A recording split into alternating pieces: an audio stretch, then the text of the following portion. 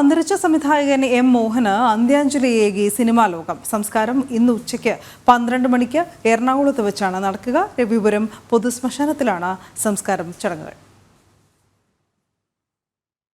ഇന്നലെ അന്തരിച്ച സംവിധായകൻ എം മോഹനന് ഇന്ന് കേരളം യാത്രാമൊഴിയേകും. വീട്ടിലെ പൊതുദർശനത്തിന് ശേഷം രവിപുരം പൊതുശ്മശാനത്തിൽ ഉച്ചയ്ക്ക് 12-നാണ് സംസ്കാരം.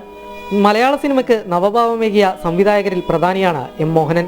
കൊച്ചിയിലെ സ്വകാര്യ ആശുപത്രിയിൽ ചികിത്സയിലിരിക്കെ ഇന്നലെ രാവിലെയായിരുന്നു അന്ത്യം.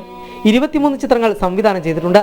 2 പെൺകുട്ടികൾ, ശാലിനി എന്റെ കൂട്ടുകാരി, വിട പറയും മുമ്പേ, ഇളക്കങ്ങൾ തുടങ്ങിയവയാണ് ശ്രദ്ധേയ സിനിമകൾ. 1978 പുറത്തിറങ്ങിയ വാടക വീടെന്ന സിനിമയാണ് ആദ്യ ചിത്രം.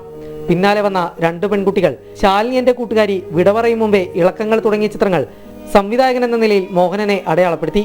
എം മോഹനന്റെ ചിത്രമായ വിട പറയും മുമ്പേയിലൂടെയാണ് നെടുമുടി വേണു ആദ്യമായി നായകനായത്. അങ്ങനെ ഒരു അവധിക്കാലത്ത് മുഖം, ശ്രുതി, ആലോലം, വിട പറയും മുമ്പേ എന്നീ സിനിമകൾക്ക് തിരക്കഥയും എഴുതിയിട്ടുണ്ട്.